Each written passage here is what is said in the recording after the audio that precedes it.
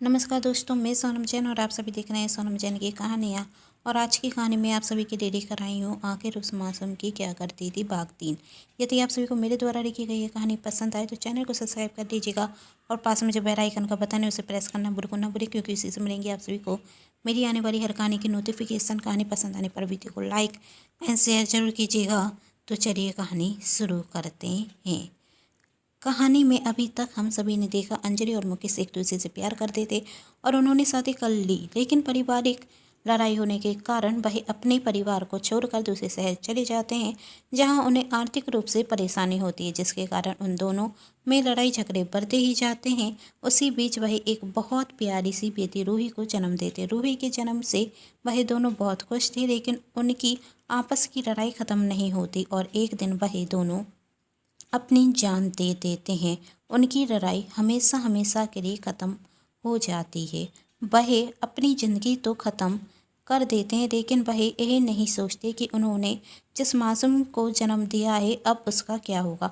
आखिर इस सब में उस मासूम की क्या करती है। उन दोनों की मृत्यु के बाद सीमा की जेठानी रूही को अपने साथ अपने घर ले जाती, लेकिन उसका स्वभाव रूही के प्रति बिल्कुल भी अच्छा नहीं था और वह रूही को बहुत परेशान करती है।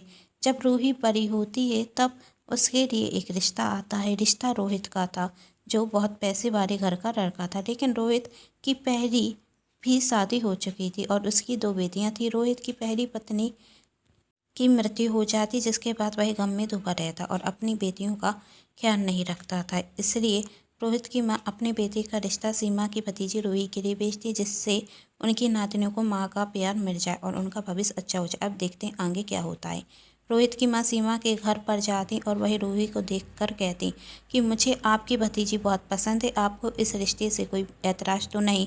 सीमा, जो पैसों की बहुत राजी थी, वह कहती मुझे इस रिश्ते से आखिर कोई ऐतराज़ कैसे हो सकता है। आप जितने बड़े पैसे वाले घर का रिश्ता मेरी भतीजी के लिए आया है, यह तो मेरे लिए बहुत पुण्य की बात है। पर एक परेशानी है। रोहित की माँ, कैसी परेशानी। आप तो बहुत पैसे वाले हैं, इससे शादी में भी बहुत खर्च कर सकते हैं, लेकिन मैं अपनी भतीजी की शादी में खर्च कैसे कर सकती हूँ। मेरे पास तो इतने पैसे भी नहीं। रोहित की माँ, आप उस सब की चिंता मत कीजिए। हम वैसे भी यह शादी बहुत सिंपल तरीके से करना चाहते हैं और आपको कोई पैसे देने की ज़रूरत भी नहीं। सीमा, आपने सच कहा, लेकिन फिर भी खर्च तो होगा ही ना। रोहित की माँ जानती थी कि सीमा बहुत लालची है और वह अपनी भतीजी की शादी बिना पैसे लिए तो करेगी नहीं, इसलिए वह 10 लाख रुपए का चेक निकालती और सीमा को दे देती है। अब क्या था, सीमा का मुंह बंद हो चुका था। उसे अब क्या लेना देना था कि रूही उस घर में खुश रहेगी या नहीं। रोहित रूही से 10 साल बड़ा था, इससे भी उसे क्या फ़र्क पड़ता। रोहित की 2 बेटियां थी, लेकिन उसे क्या करना था। उसे तो पैसे मिल चुके थे, अब रूही के साथ जो होना हो सो हो। अब उसे रूही से कोई मतलब नहीं था। लालची सीमा ने पैसे लेकर रूही की शादी रोहित से करा दी। रूही शादी कर कर अपने ससुराल जाती, जहाँ उसकी 2 छोटी बेटियाँ उसका स्वागत करती और उससे माँ कहकर चिपक जाती। रूही को शायद पहली बार किसी ने इतने प्यार से बुलाया होगा। वह भी अपनी बेटियों को गले से लगा लेती और उन पर अपनी ममता बरसाती। रूही अपनी ससुराल आते ही घर के कामों में लग जाती। तभी रूही की सास रूही को रोकती हैं और कहती, बेटी तुम्हें यह सब काम करने की कोई ज़रूरत नहीं है।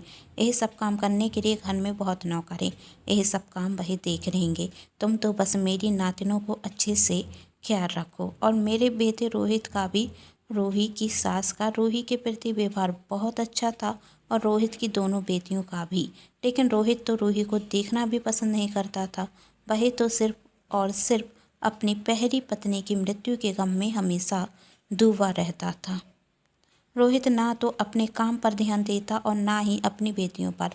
उसकी बेटी अपने पापा से मिलने का इंतजार करती, लेकिन वह तो देर रात घर पर आता है, जब तक उसकी दोनों बेटियां सो चुकी होती। एक दिन देर रात को जब रोहित घर पर आता तो रूही की सास रूही से कहती कि तुम जाकर रोहित को खाना सर्व करो। रूही जब रोहित को खाना सर्व करती तब रोहित रूही पर चिल्ला कर कहता है कि तुम्हें यह सब करने की कोई ज़रूरत नहीं और मेरी पत्नी बनने की तुम कोशिश तक मत करना। मेरी पत्नी सिर्फ और सिर्फ सुनीता है और उसकी जगह कोई नहीं ले सकता। माँ के कहने पर मैंने ज़बरदस्ती तुमसे शादी तो कर दी, लेकिन तुम कभी भी मेरी पत्नी होने का दर्जा नहीं पा सकती। रोहित के चिल्लाने के कारण रूही की आंखों में आंसू आ जाते, लेकिन रोहित रूही की आंखों के आंसू ना देखते हुए उस पर चिल्लाते ही जा रहा था और आखिरी में कहता, क्यों खड़ी हो यहाँ पर, जाओ यहाँ से, मुझे तुम्हारी शक्ल देखना भी पसंद नहीं। रूही अपने कमरे में आ जाती और रोने लगती। रोहित के चिल्लाने के कारण उसकी दोनों बेटियां जाग चुकी थी और अपनी माँ को रोता हुआ देख वह रूही को शांत कराने रखती। वही कहती, माँ आप मत रो, आप बहुत अच्छी हैं, पापा गंदे हैं। वही सब पर चिल्लाते, हम पर भी चिल्लाते। जब हमारी पहली बारी माँ थी तब पापा हम पर बिल्कुल भी नहीं चिल्लाते थे। वही हमसे बहुत प्यार करते थे और हमें घुमाने भी ले जाते थे, और जब भी ऑफिस से आते थे तो हमारे लिए चॉकलेट भी लेकर आते थे। लेकिन अब तो वह बहुत गंदे हो गए हैं। अब तो वह हमसे बात भी नहीं करते और हमारे लिए चॉकलेट भी नहीं लाते। आप तो अच्छे हैं, आप मत रो, आपसे हम पापा की कत्ती हो जाएंगे। वह आप पर गुस्सा हो गए, आपको रुलाया है। रूही अपने आंसू पोंछती और अपनी दोनों बेटियों को गले से लगा लेती और उनसे कहती, पापा को गंदे पापा नहीं कहते, पापा से कत्ती भी नहीं होते। पापा थोड़े परेशान हैं, इसलिए वह आपसे अभी बातें नहीं करते। कुछ ही दिनों में पापा आपके साथ पहले की तरह खेलेंगे और आपके लिए चॉकलेट भी लेकर आएंगे।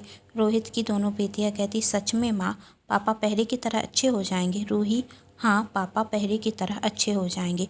रोहित की दोनों बेटियां, माँ रूही उनसे प्रॉमिस तो कर लेती है, लेकिन देखते हैं क्या रूही अपना प्रॉमिस निभा पाएगी। रूही अपनी दोनों बेटियों से, अच्छा बहुत रात हो गई, पहले आप दोनों सो जाओ। रूही अपनी दोनों बेटियों को लोरी सुनाकर सुला देती है। यही सब रोहित की माँ भी बाहर खड़ी होकर देख रही थी। उन्हें इस बात की खुशी थी कि कम से कम उनकी नातिनों को प्यार करने वाली एक माँ तो मिल गई जो वह चाहती थी, लेकिन उन्हें इस बात का दुख भी था, कहीं उनकी वजह से रूही की ज़िंदगी तो खराब नहीं हो गई। वह रूही के पास जाती और कहती, तुम इन दोनों से झूठा वादा क्यों करती हो? रूही, झूठा वादा?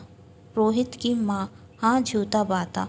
तुम तो जानती हो कि रोहित कभी नहीं सुधर सकता, वह पहले की तरह कभी नहीं हो सकता। मैंने बहुत कोशिश की उसे समझाने की कि अपनी बेटियों पर ध्यान दे, लेकिन वह तो सुनीता बहू के जाने के गम में हमेशा ही डूबा रहता है और किसी से भी सही से बात नहीं करता। रूही, माँ जी, मुझे विश्वास है कि रोहित पहले की तरह हो जाएंगे और वह अपनी बेटियों से बहुत प्यार करते होंगे। एक दिन रूही की दोनों बेटियां रूही से जिद करती कि माँ आज संडे हम बाहर घूमने चलें। रूही भी अपनी बेटियों की जिद देखकर बाहर घूमने के लिए हाँ कर देती। वह उसकी दोनों बेटियां और रूही की सास बाहर घूमने जा ही रही थी, तभी रोहित घर पर आता। रोहित को देखकर रोहित की छोटी बेटी उसके पास जाती और कहती, पापा आप भी तैयार हो जाइए, हम सब एक साथ घूमने जाएंगे। रोहित अपनी बेटी से, मेरा मन नहीं है, तुम ही सब जाओ, कहता। रोहित की दोनों बेटियां जिद करने लगती, पापा आप भी हमारे साथ चलिए ना। तभी रोहित अपनी बेटियों पर चिल्ला जाता और कहता, एक बार की बात तुम्हें समझ में नहीं आती, कहा ना मुझे नहीं जाना।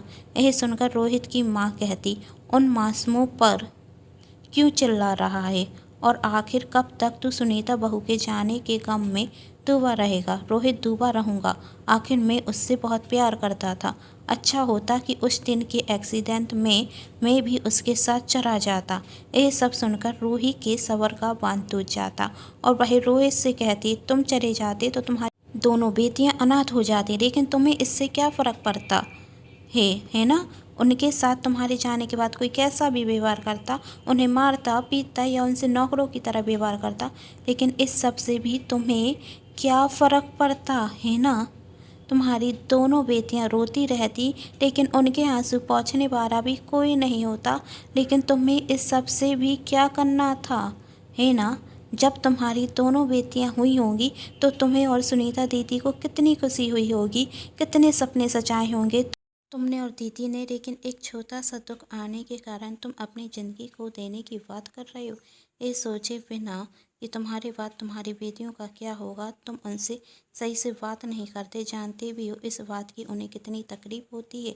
क्या सिर्फ तुमने ही अपनी पत्नी खोई है, उन्होंने अपनी माँ नहीं खोई? सुनीता दीदी के चले जाने का तुम्हें दुख है, यही बात मैं समझती हूँ, लेकिन इतना भी दुख किस काम का कि तुम अपनी बेटियों की तकलीफ भी नहीं देख पा रहे हो। माँ जी को भी तो दुख होगा और दोनों बेटियों को भी दुख होगा। उन्होंने तो खुद को संभाल लिया और तुम खुद मरने की बात कर रहे हो। जानते भी हो जिस बच्चे के माँ बाप बचपन में ही चले जाते हैं उन पर क्या बीतती है। सुनीता दीदी की जब मृत्यु हुई होगी तो वह सोचती होंगी यदि मैं जीवित होती तो अपने बच्चों का ख्याल बहुत अच्छे से रखते, लेकिन उन्हें इस बात की तो संतुष्टि होगी कि तुम उनके पापा तो हैं जो उनका ख्याल रख लेंगे। लेकिन जब भी वह तुम्हें देखती होंगी तो सोचती होंगी कि रोहित तुम मेरी बेटियों का ख्याल अच्छे से क्यों नहीं रख रहे हो, और यही सब देखकर उन्हें बहुत दुख भी होता होगा। लेकिन तुम्हें इससे भी क्या फ़र्क पड़ता है ना। रूही रोते रोते बोलती जा रही थी। शायद अभी तक का जो गम वह अपने अंदर दबाए हुए थी वह आज उसके मुंह से निकल ही गया। आखिर उससे अच्छा कौन जान सकता था कि बिना माँ बाप की बेटी के साथ क्या होता है। रोहित रूही से अब बस करो तुम, मैं अपनी बेटियों से बहुत प्यार करता हूँ और उन्हें ज़िंदगी की सारी खुशियाँ भी देना चाहता हूँ। मेरे होते हुए उनके साथ कोई भी बुरा व्यवहार नहीं कर सकता। रोहित को अब अपनी गलती का एहसास था कि वह अपनी बेटियों के साथ कितना गलत कर रहा है। आखिर इस सब में इन मासूमों की क्या गलती है। रोहित अपनी दोनों बेटियों को गले से लगाता और कहता, पापा बहुत गंदे हैं, उन्होंने आपको बहुत दुख दिया है ना, लेकिन अब पापा आपसे कभी भी बुरा व्यवहार नहीं करेंगे, वह आपसे बहुत प्यार करेंगे। तभी रोहित की बेटी कहती, माँ ने कहा था कि आप बहुत अच्छे हैं और वह आपको पहले की तरह बना देंगी, और उन्होंने अपना वादा पूरा किया। आज मुझे माँ और पापा दोनों मिल गए। दोनों बच्चियों की बातें सुनकर रोहित और रूही एक दूसरे की तरफ देखते और मुस्कुराते। वही दोनों अपनी ज़िंदगी की एक नई शुरुआत करते अपनी दोनों बेटियों के साथ। ये सब देखकर रोहित की माँ भी बहुत खुश थी। आखिर आज उनका परिवार पूरा ही हो गया और उनके परिवार से जो खुशियाँ चली गई थी वह वापस भी आ गईं। दोस्तों, यदि ये कहानी आप सभी को पसंद आई हो तो नीचे कमेंट बॉक्स में बताइएगा और चैनल को सब्सक्राइब भी कर लीजिएगा, क्योंकि जब भी मैं लेकर आऊँ नई नई कहानियाँ तो आप सभी को पता चल सके। कहानी पसंद आने पर चैनल को सब्सक्राइब, वीडियो को लाइक एंड शेयर जरूर कीजिएगा। Thanks for watching.